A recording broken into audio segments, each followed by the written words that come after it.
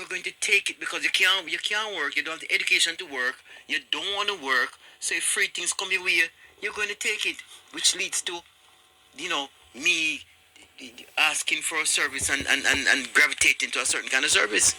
Mr. Millwood's 1992 analysis, elements of it, until just now when I heard Kirk mention it, elements of it seem to have been missing from our discourse, because you realize that he brought to the fore three of the institutions that traditionally were needed and necessary, nexus between them in shaping a viable, holistic society.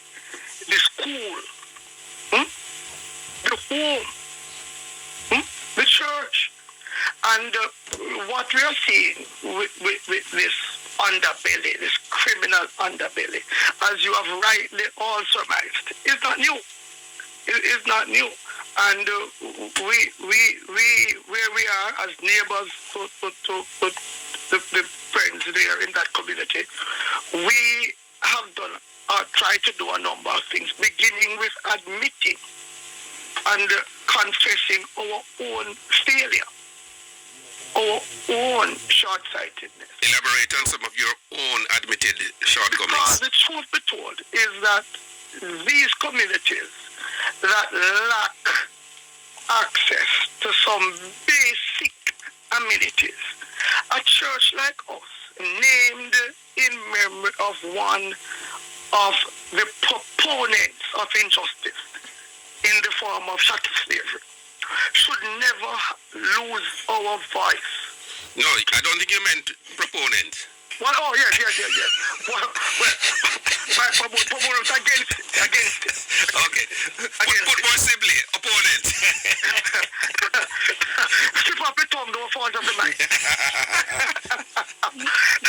Right?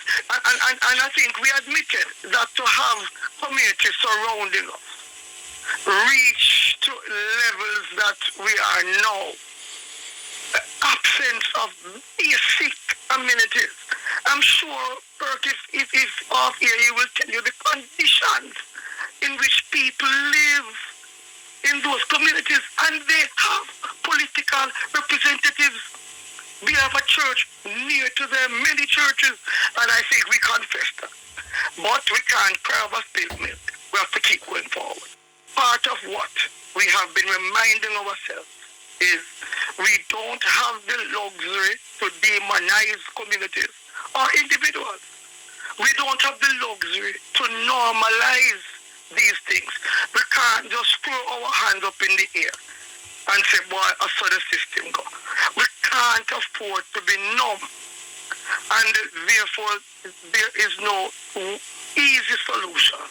But we have to continue to roll our sleeves up, being in the trenches, accompanying the person. And part of what I heard, there's much such publicity I can't say in this setting. But I heard a member of that community cry out about the treatment that were meted out to them. Not for the first time. And I'm saying that there's a lot of work we have to begin doing. Listen there to the Reverend Carl Johnson, and we'll take a break and we come back and have a few more minutes from That's a Wrap, and then we'll have a few minutes for your calls and your comments. Our numbers are 733-2481. WhatsApp is 876-553-5908. Give us your first name, give us your general location. Soon come.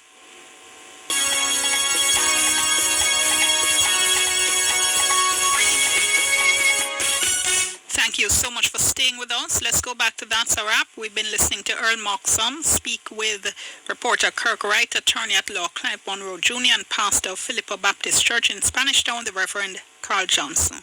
Social intervention is one pillar, one plank. But you hear us lamenting again about the absence of morals and values. Where will they get those from? We have to return to these three institutions and continue the hard work. All right, I'm going to go back to that 1992 Press Association of Jamaica Forum on Crime.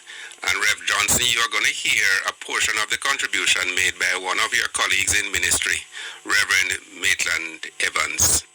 We hear people closing ranks and talking about the need for the dons and the fact that these communities couldn't be held together without the dons. We are going to have a time when people are going to look at the drugs themselves and beginning to say, the drugs, we can't do without them, therefore we have to find a way to idolize them. To my mind, that is the single most dangerous symptom. There are many issues on which leadership needs to close rank in this society. But the defense of the garrison communities is not one of them. Because if we come to accept that, we come to accept a style of politics and a style of leadership, which is not only with politicians, but wherever it is found, because it's in the church too.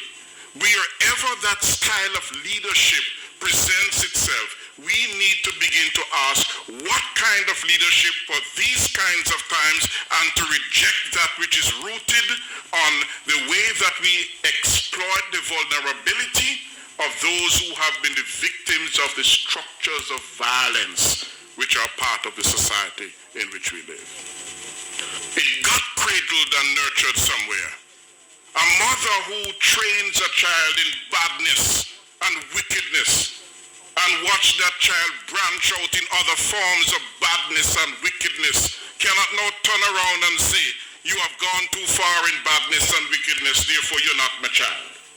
Because we can't just get up this morning and hold out our hands and say they're clean, when the blood of so many of the sons and daughters of our depressed community are on our hands. We create the context in which we have made them victims of a kind of violence, which is not necessarily the violence which shoots down somebody, but the violence which makes them so dependent. Because the great tragedy is when poverty and hopelessness come together. And people don't see any future and don't see any way out. If the police are given the freedom to deal with the issues of security inside of community, and the society is given the freedom to demand that kind of leadership of the police, we don't need the dons. The politicians who function in that way need the dons. And the persons who want a sense of power and therefore allow people to become the objects of their generosity need that kind of relationship. And the nature of the leadership for the future is one in which people who are serious about empowerment, not just empowerment of themselves, but empowerment of the powerless, becomes a critical agenda. And the victims of violence, the only sin they have is that they are poor and vulnerable and available to be used as instruments of the oppressor. Reverend Maitland Evans speaking in 1992, and this is 2025. All right, Earl Moxham there, ending that excerpt from our weekly news review program. That's a wrap.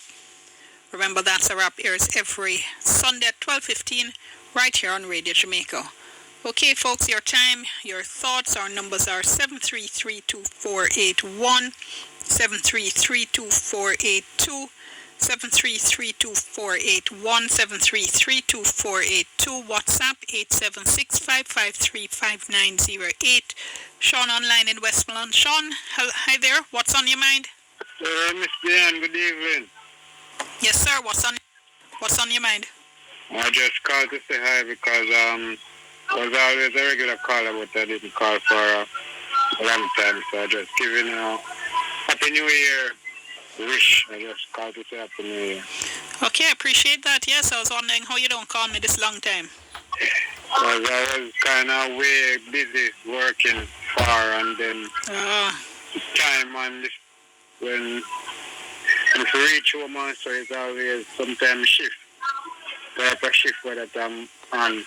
Sometimes I have to be working in this time. Okay, I got you. Well, it's good to hear you, and I'm glad you're working. I have to give thanks for that, Yes, I'm good to hear from you. I always listen when I can, just the same. I appreciate that all the time. All right, you take care. Yeah, you take care, too. Okay, Sean, there. Our numbers are 733-2481, 733-2482, 733-2481, 733-2482. WhatsApp is 876-553-5908, 876-553-5908. Give us your first name and give us your general location. So, on WhatsApp, we have Owen in Kingston who says, I'd love term limits, but I think the turnover would be too great. I don't think we have enough experience and qualified people to keep up. Just look at Samuda all these years and no one was being prepared to take over. If they separated, he says, the selection of MP from selection of MPM or the government, it would open up an opportunity for independents or candidates from other minor parties to win. I think many people only vote for a candidate because the candidate is, aligned with a particular party, and the person may want that party to form the government and not necessarily that the candidate is doing a good job in the constituency. Pacha online in St. Elizabeth. Pacha, what's on your mind? Diana, Yes, sir. I have a little bit of concern. Mm-hmm. Nobody seems to be hearing me, though. Are you there? I'm listening to you, yes. Thank you. Now, do you know where the Scenic Avenue is? I don't think so, All right, it's called the Holland Bamboo. Oh, yeah. Uh-huh. Quite scenic. Yes. When you're driving there, you're bumping from side to side and up and down. Oh, you mean the road surface? Right. And to make matters worse, because it's dark, we have some four-legged animals in there. And they have been there for years. And they have been making life difficult for us. What kind of four-legged animals? Cows. Okay. And so, if somebody could help us, either to capture the cows or something, life would become easier for the drivers day and night in the bamboo. And it's not only the bamboo, because I see them scattered almost all over St. Elizabeth. I was also in St. Mary when I saw them there. Nobody seemed to have any control of these animals.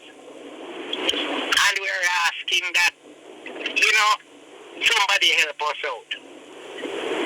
Yes, I know there's such a danger on the road, and as you said, when you're driving at night, you don't even know, you can't even see them, you don't even know what's going on. But I don't know, there's some things that seem to be with us permanently, and the authorities won't deal with them. Lord have mercy on us. I know, because I've had that discussion a couple of times, and asked why aren't they seized? Somebody had told me at one stage that sometimes seizing cows can put people in actual danger, the owners, in terms of how owners react. I don't know if that's not a problem we can solve either. We probably just need to have a discussion around the thing. The cows are important. Make we have a place for them, no? All of the Holland lands is empty, Okay. Well, a great portion of it. So let's fence up an area and let them rear the animals there. Or, better yet, let us put fencing along the stretch of the road just to secure the drivers. Yes. No, I agree with you. That is absolutely important. And it's always heart-wrenching when you hear that somebody has had an accident and been injured or worse, I'll leave it to the authorities. All right. Well, we'll see if we can follow up and see if we can get anything. Thank you very much, ma'am. All right. You take care. And Sharon in Brooklyn says, it is sad that comments made 29 and 33 plus years ago can still apply today. This shows no progress. Things remain the same. Same so, Sharon. Same so. And let's see. Socrates in Constant Spring says term limits are not necessary. In Jamaica, the electorate will speak at the polls, especially when they get fed up and tired of a lazy and non-performing MP. We've seen it over and over. I would rather go for age limits, says Socrates. All right, we just have a few minutes left here. Let's bring in the man from Plowden. Hello, sir. What's on your mind this evening? Indeed, it is the settlement of an argument. Remember the last time that we spoke about the principals who are entering into representational politics? Uh-huh. Now, the people here in Plowden are calling on Mr. Earl Maxam now to rise to his ratings, because another argument has developed here that we need settlement on. Now, recently retired SSP Steve McGregor is showing his hat in the ring for representational politics. Now, what we are calling on, since Mr. Earl Maxam is the next thing to the late Troy Kane, is for him to do a series for us, not only on principals who entered representational politics, but also on police officers who have retired and entered representational politics. Remember Amos, retired cop Amos, and we can think of former Commissioner Thomas, but he didn't really make it into it because of ill health at the time, you know? Okay. So what the people here in Plowden, calling on Mr. Earl Maxam, since he's the next to me, to the late Troy Kane, if he could do a series for us, you know? Do you remember? Okay, he's usually listening. If not, I'll certainly pass on the message to him. Indeed, because he needs to rise to his ratings as the next Troy Kane. I hear you. Indeed. So all the best then. All right, you take care. The guy people in Plowden really need some settlement to this kind of argument, you know. Now we can do the research ourselves. All right, sir. Indeed. Appreciate the call as always. Thank you. All right, let me squeeze in one or two quick messages before I wrap. Ricardo in Montego Bay says no to term limits, but yes, age limit of 70. My listener says, thanks for reading my text about the private sector. I wanted to elicit a laugh from you. You did not let me down. Keep up your good work. I'd hate to see you retire anytime soon. Well, I'm serious though. None of us is guaranteed a job or guaranteed a space in any organization. You know, you always have to have it in one side of your mind that them can come to you and say, boy, you know, boy Bertis, or boy, why did I call Bertis? Sorry Bertis, I never mean that. Sorry Johnny, sorry Janie, can't go wrong with Johnny and Janie, or sorry Dion, time up. Anybody can come say that at any time, and you have to kind of have it in your mind. You can't be blown out of the water or devastated if that going to happen, because if you have no shares in the people them place and you know own the people them place, them can decide so them want to do something else. So we all have to have a, you know, a pig farm, a country, or a ganja farm, or, you know, go put up a little shingle and I keep my certification current all the time, you know. You never know. All right. I have to leave it there. Thank you all so much for staying with us as always. Always appreciate your time. I never, ever, ever take it for granted. Come back to us tomorrow, all right? 5 o'clock is news, 5:20 is discussion. I'm Dion Jackson on behalf of the team. Producer Camille Williams, production assistant Kim on White. Have an awesome evening, folks. Stay safe. Give thanks.